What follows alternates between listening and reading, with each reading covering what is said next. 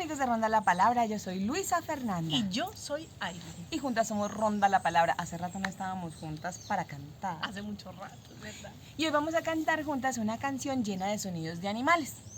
Zapatico, cochinito, cambia de piecito. A los niños les gustan mucho los sonidos de animales. ¿Y Pero a ti? mí también. Ah, Y no soy niña ya hace ratico. Ajá. Para esto, entonces, yo voy a decir un animal y tú haces el sonido. Listo. Y tú dices el animal y yo lo hago. Vale. Ahí va.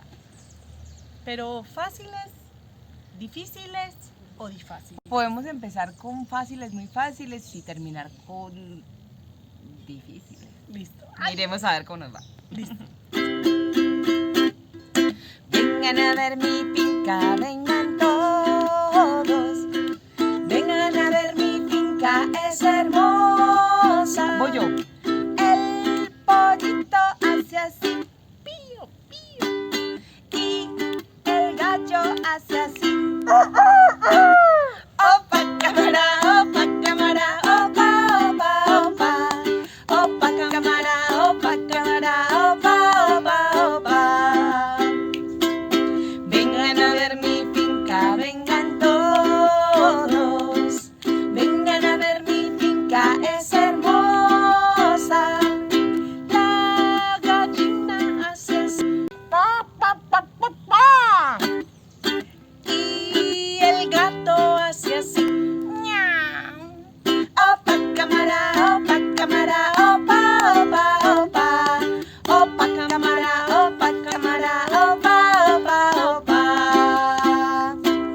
Vengan a ver mi finca, vengan todos. Vengan a ver mi finca, es hermosa.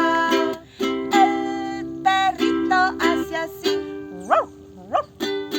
El caballo hace así. Opa, cámara, opa, cámara, opa, opa, opa. Opa, cámara, opa, cámara, opa, opa, opa. Últimos dos. Listo. Vengan a ver mi finca, vengan todos. Vengan a ver mi finca, es hermosa. Y la oveja hace así, me. Y un pavo hace así. Opa, cámara, opa, cámara, opa, opa, opa. Opa, cámara, opa, cámara, opa, opa, opa. No dejen de cantar y nos vemos pronto. Hasta luego. Zapatico, cochinito, cambia de piecito.